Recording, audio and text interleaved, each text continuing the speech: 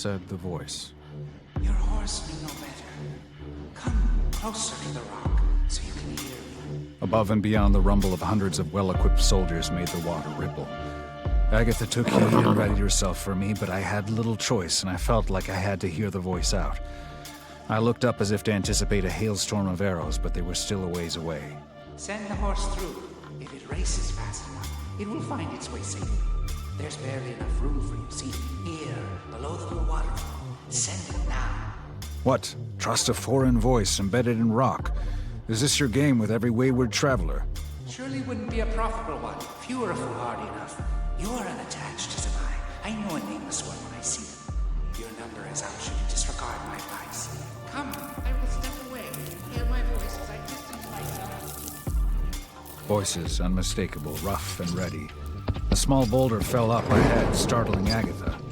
For a moment I thought better to disregard the voice's advice, but then I whispered to Agatha and turned her back from whence I came. Hukes, go!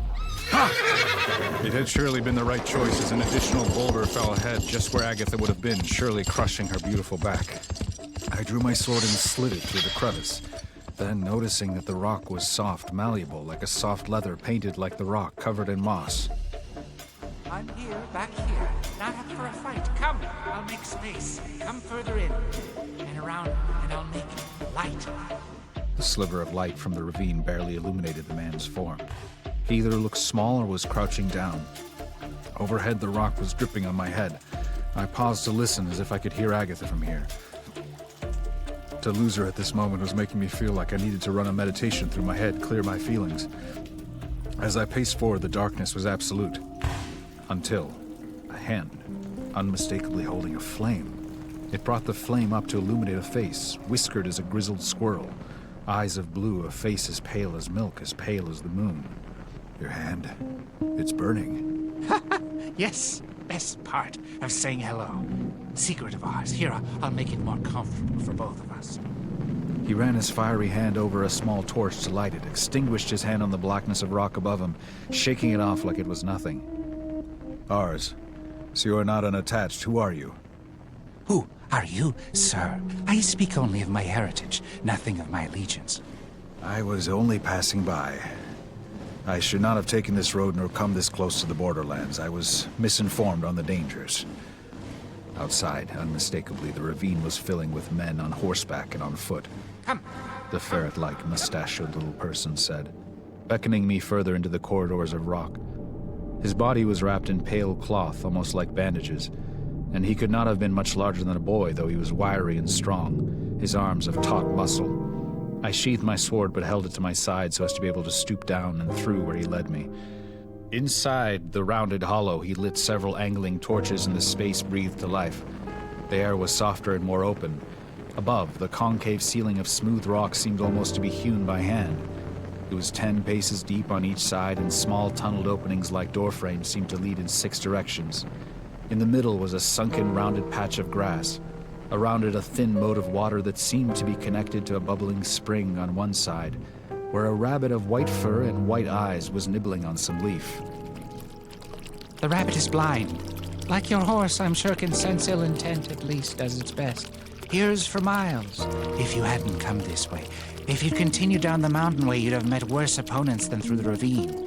You're not so informed, I see, but few are. They are making an approach. Not all, but many men can feel them rumbling for miles. Only one might think they are making an attack, but no. You see, they are fleeing. Only the men don't know that. Little difference to soldiers which direction their lives are going. Backwards, sure. Forwards, sure. Never. Inwards, that's the only crime worth exile. The little moated circle at the center of the room, babbling from the spring, took my weight pleasingly. The curious little man brought a teapot, filled it up with water from the spring that fed the little moat, and then lit a little fire along the side with a torch and set the teapot down. I will make some tea. Do you drink tea? I nodded. I sat cross-legged and centered myself. I could not settle his sorcery from before. How did you light your hand on fire like that? Are you a sorcerer? Oh, never. I don't surrender to superstitions. Never. Too much danger there. He gathered a little steel tea trap and scattered some leaves from a pouch and poured it into a ceramic one, beautifully shaped like I'd seldom seen, and poured us each a cup, the cups matching the teapot, a light blue. I knew that pigment to be rare, valuable, I'm sure. It's restorative, relaxing. Drink slowly, don't worry. Here, I'll show you my secret. He then took a vial of thick honeyed liquid from his pouch and got up to the babbling spring and poured a small amount into the water. He waited a moment. The water seemed unchanged. Then he grabbed a torch and brought it down to the water, and in a marveling effect, the water lit on fire all around us, just the faintest flicker of flame, illuminating the space in soft light like a sunrise. It lasted a good while and then extinguished, my eyes watching it all the while, his eyes watching me. Well, now, I have more than just this vial, you know.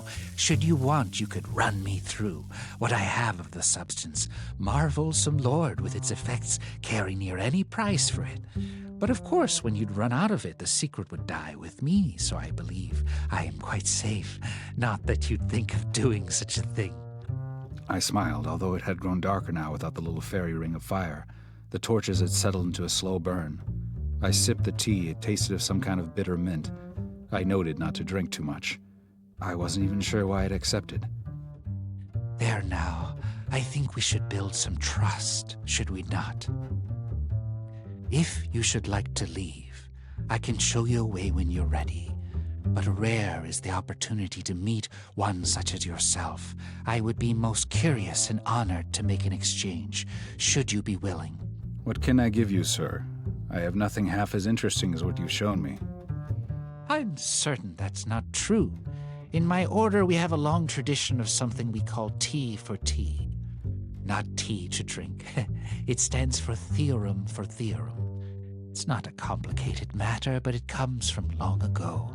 I've since abandoned all its ritual and rules. It simply means I ask you a question, and you give me an answer. And in exchange, you ask a question, and I give you an answer. Why we must give it a name, I don't know. Perhaps it is just a way to trick a fellow into answering some questions. Or perhaps it is to prevent someone from overtaking the conversation, you understand. Provided you would like. Do you like your tea? I nodded. Still, I put my tea down, took in my surroundings some more. Above each passageway, there was some script I didn't recognize. Perhaps the ancient language. I did not read well in any case. You're the guest. You may ask first, whenever you like. All right. This felt childish. I couldn't help smiling. Or was the tea relaxing me? Who are you? At some point, my name was Grizzle. But few are around these days for me to be called anything.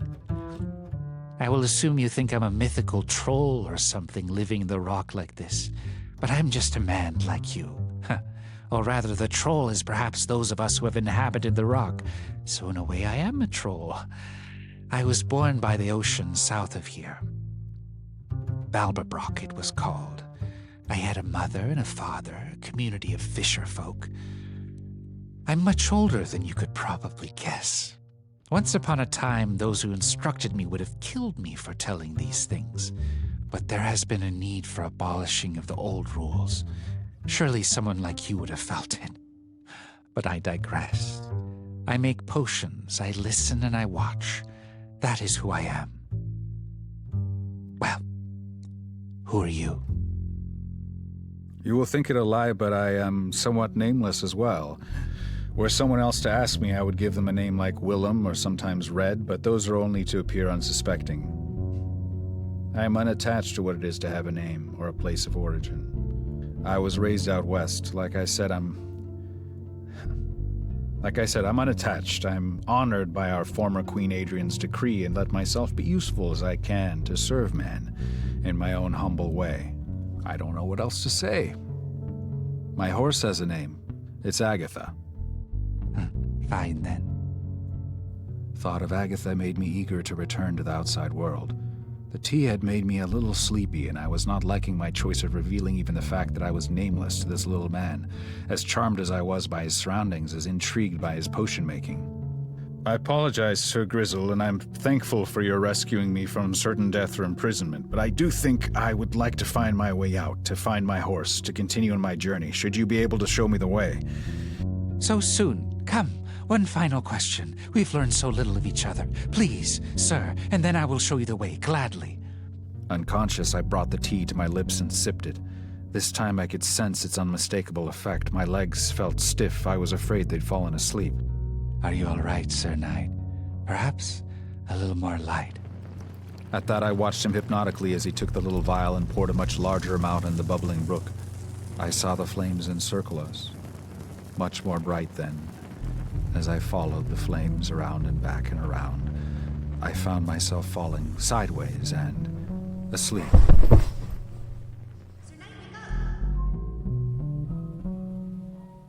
Sir Knight, wake up! I woke in a field, not unlike the one I'd passed in the village within. It was barely dawn, and I looked up to see the boy shaking me awake, the blind boy with the poem. His eyes were a bright blue, and he looked me straight in the face. Why, boy, you're not blind. No, sir, I'm not blind in my dreams. In your dream? Thought I was in my own. Where is Agatha? It's all the same, I think. She's over there. The boy pointed to the edge of the field where a waterfall lay. Agatha was drinking from the edge of it, her legs half submerged. Don't worry, she knows not to fall. Can't say the same for you, sir. Why do you ask to fall, Sir Knight? You're talking in poems again, boy. So, who wakes first, you or me? Oh, I don't know, sir. I'm safe at home. I can feel Pufos at my feet. It'll be dawn soon. Then I'll wake, I suppose, go see in town. I'm awful bored these days. If you're asleep in a dream, it's not a good sign indeed. Means you might be in some danger. So, I'm to wake. How do I do that, then? Count your fingers. When you get to the number that is your own, you will remember your purpose. I think. I saw the boy walk towards Agatha as if he were giving me privacy for a very personal thing. I could not make out my hands clearly. They looked almost on fire, like each was trailing a flame like a candle. Still, I saw my thumb was different. I counted 1. She who found me. Then, next to it, that's the next finger, 2, who showed me what it is to be a man. The next finger felt like it had been lopped off, and I felt its pain. I cried out and looked towards the boy as if he could help me, but he was with Agatha, brushing her side, his body barely emerging from the deep water. I must act quicker. They will go over the falls, I thought.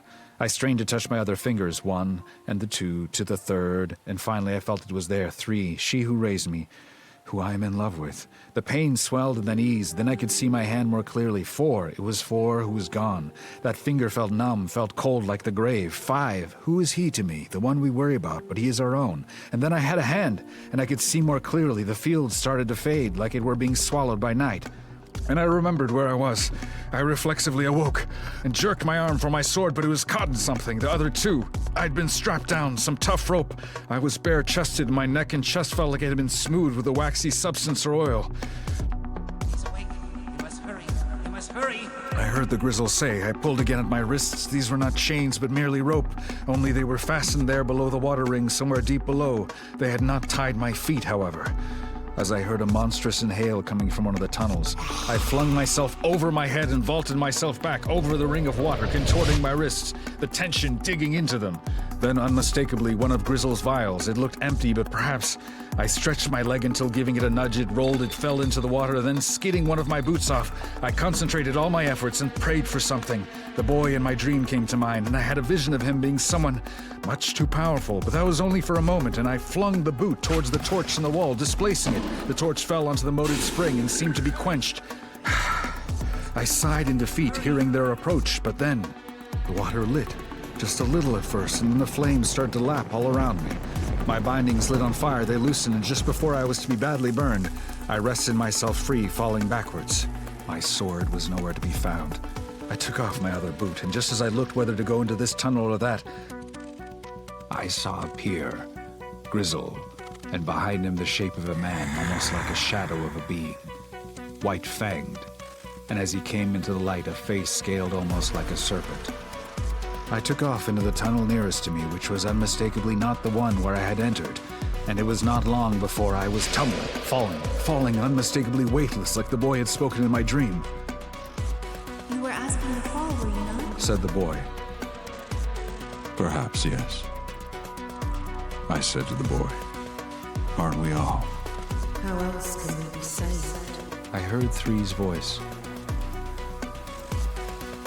And then I heard nothing more.